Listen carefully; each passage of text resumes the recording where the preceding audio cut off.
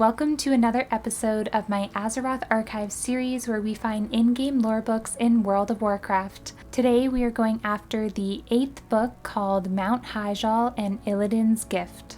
This book can be found in the following locations. The first location is in Stormwind City in the Academy of Arcane Arts and Sciences. This building can be found nearby to the Stockades dungeon, and the book is sitting on the table.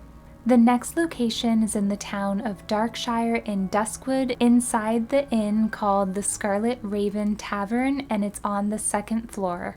The next location is in Ratchet in the Northern Barrens, inside the inn on a table towards the back of the building. The next location is in Auberdine in Darkshore, but only on the classic version since this town is no longer in the same state after Cataclysm, but it is just inside the inn and you'll see it on this table just before you be heading out to the docks. The final location is in the Legion version of Dalaran, located inside the First to Your Aid building. The book is sitting on this table and it's a little different because you can loot it for a 2-hour duration. Alright, so that's it for the in-game book locations, and now let's get into reading it.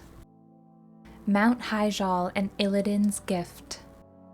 The few night elves that survived the horrific explosion rallied together on crudely made rafts and slowly made their way to the only landmass in sight. Somehow, by the grace of Elune, Malfurion, Tyrande, and Cenarius had survived the Great Sundering. The weary heroes agreed to lead their fellow survivors and establish a new home for their people. As they journeyed in silence, they surveyed the wreckage of their world and realized that their passions had wrought the destruction all around them. Though Sargeras and his legion had been ripped from the world by the well's destruction, Malfurion and his companions were left to ponder the terrible cost of victory. There were many highborn who did survive the cataclysm unscathed. They made their way to the shores of the new land along with the other night elves. Though Malfurion mistrusted the highborn's motivations, he was satisfied that they could cause no real mischief without the well's energies.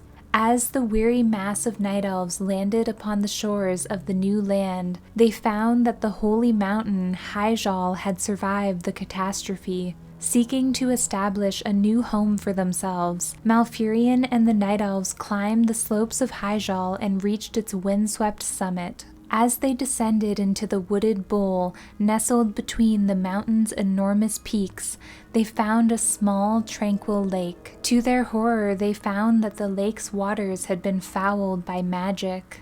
Illidan, having survived the Sundering as well, had reached Hyjal summit long before Malfurion and the Night Elves. In his mad bid to maintain the flows of magic in the world, Illidan had poured his vials, which contained the precious waters from the Well of Eternity, into the mountain lake. The well's potent energies quickly ignited and coalesced into a new Well of Eternity. The exultant Illidan, believing that the new well was a gift to future generations, was shocked when Malfurion hunted him down. Malfurion explained to his brother that magic was innately chaotic and that its use would inevitably lead to widespread corruption and strife.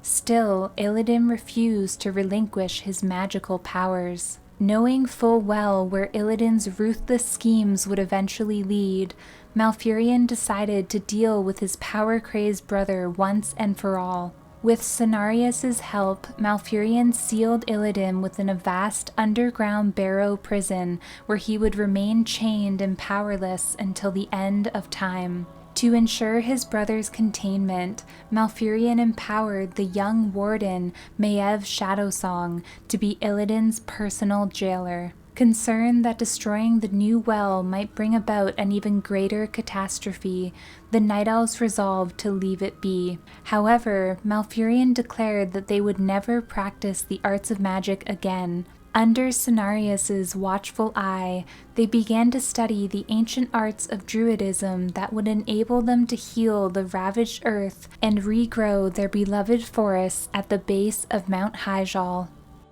Thank you so much for watching and listening. I hope you enjoyed the reading of Mount Hyjal and Illidan's Gift. If you did and want to see more, make sure to hit the subscribe button, and I'll see you guys next time where we'll be checking out the book The World Tree and the Emerald Dream.